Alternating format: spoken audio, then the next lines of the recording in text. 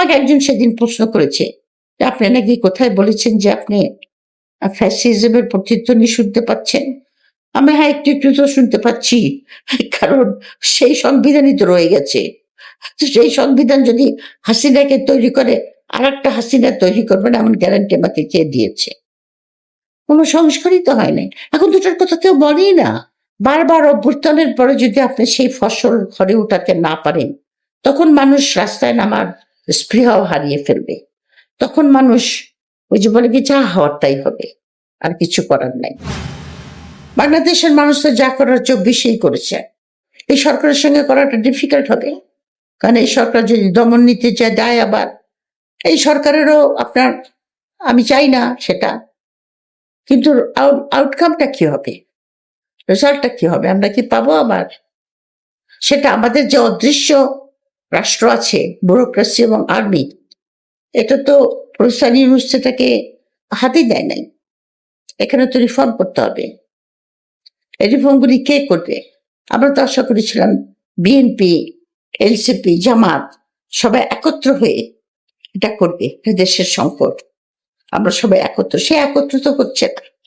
এখন একত্র না হলে পরে এখানে যে খুব একটা স্ট্রং রাষ্ট্র, সেরকম ভাবে কল্যাণকর রাষ্ট্র করা যাবে, সেটা খুবই আমি মনে করি ডিফিকাল্ট হবে।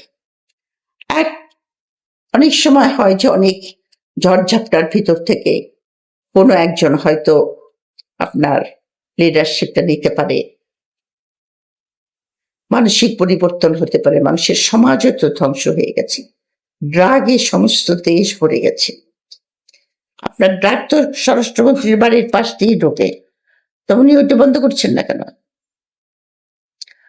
উনি বন্ধ করছেন না কেন? পার্লামেন্টে জামাতে ইসলাম প্রশ্ন করে না কেন? জামাতে ইসলামকে আমি জিজ্ঞাসা করেছিলাম যে আপনারা যে এই যে হামের টিকা নিয়ে অথবা মেয়েদের উপরে যে নির্যাতন হচ্ছে আজকাল, অবর্ণনীয় নির্যাতন, মানে আপনারা তো অত বেশি খবর রাখেন না, আমরা রাখি একেবারে গ্রাসরুট লেভেলে। যে সমস্ত মেয়েরা আপনার একেবারে অসহায় বস্তিতে থাকে কিংবা গ্রামের, অসম্ভব অত্যাচার তাদের উপরে। আপনার শুধু যে ফিজিক্যাল অত্যাচার তা তো না, একটা বিয়ে করে 2টা বাচ্চা হচ্ছে রেখে চলে যাচ্ছে। ওই মেয়েটার ঘরে কিন্তু 2টা বাচ্চা, 3টা বাচ্চা করে চলে যাচ্ছে ওই মেয়েটার ঘরে 3টা বাচ্চা। আপনারা প্রশ্ন করেন না কেন পার্লামেন্টে? বলে আমরা নোটিশ দিলে পরে নোটিশ ইগনোর করে। ওটাও কিন্তু যারা 2/3 পায় তারা ওইটাই করে। এই 2/3টা বিএনপিকে কারা ম্যানেজ করে দিল? 2/3টা না পেলে কিন্তু সিচুয়েশন অন্যরকম হতো। আর 2/3 মানে হলো সংসদীয় স্বৈরাচার আর আর্টিকেল 70। সুতরাং ঘুরে ফিরে তো আমরা স্কোয়ার ওয়ান গেছি। আমাকে একজন সেদিন প্রশ্ন করেছে যে আপনি নাকি কোথায় বলেছেন যে আপনি ফ্যাসিজমের প্রতিধ্বনি শুনতে পাচ্ছেন। আমি হ্যাঁ একটু একটু তো শুনতে পাচ্ছি, কারণ সেই সংবিধানই তো রয়ে গেছে। তো সেই সংবিধান যদি হাসিনাকে তৈরি করে আর একটা হাসিনা তৈরি করবেন এমন গ্যারান্টি আমাকে কে দিয়েছে? কোনো সংস্কারই তো হয় নাই। এখন দুটার কথা কেউ বলেই না, যেন মিলিয়ে গেছে বাতাসে। মনে হয় যেন এই 1400 ছেলে মেয়ে মারা গেছে। এই জন্য শাওনের উপরে আমি মানে বলেছি যে আইনের আওতাটা, সে has got 2 children of her own। কতখানি নির্মম এটা মানুষই পদবচ্চনা। ওকে আইনের আওতায় আনা উচিত। আর ওকে এত প্রমোট করে কারা? তাদেরকেও ধরা উচিত। আপনারা কেন এরকম একজন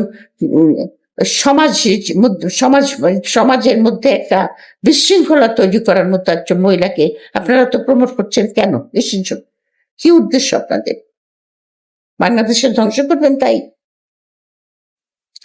তো সুতরাং আপনার প্রশ্নের উত্তর হলো যে আপনার এটা উত্তর দেওয়া খুব কঠিন আমার জন্য, কারণ আমাদের দেশে অনেক পরিবর্তন দরকার।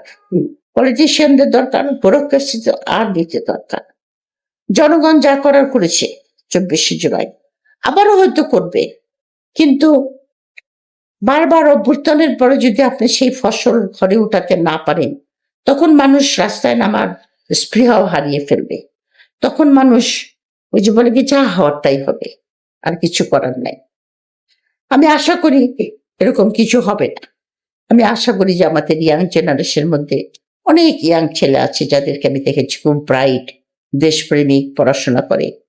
তাদের মধ্যে থেকেই যদি আমরা সেরকম লিডারশিপ পাই এবং তারা যদি আবার মানুষকে সংঘবদ্ধ করতে পারে, ঐক্যবদ্ধ করতে পারে, তাহলে হয়তো বাংলাদেশ উঠে দাঁড়াতে পারবে। নামাজ এবং সালাত, সালাত মানে হলো আপনার, আর ইসলামের আর একটা জিনিস সবচেয়ে বেশি আপনার জোর দিয়েছে যে মানুষকে সাহায্য করা, কম্প্যাশন, কাইন্ডনেস, এমপ্যাথি, একজনের সাহায্যের হাত বাড়িয়ে দেওয়া, সমাজকে গঠন করা। তো এগুলি নাকি ওয়েস্টার্ন কান্ট্রির লোকরা বেশি ফলো করে। এক ভদ্রলোক, উনি মুসলমানই, উনি জর্জ ওয়াশিংটন ইউনিভার্সিটিতে বোধহয় পড়ান। তার একটা স্টাডিতে আমি করেছিলাম যে এই যে কোরআনে যে সমস্ত আমাদের ক্যারেক্টার ফরমেশনের যে সমস্ত ইনস্ট্রাকশন আছে, এগুলি ওয়েস্টার্ন কান্ট্রির লোকরা বেশি ফলো করে, আমরা কম করি।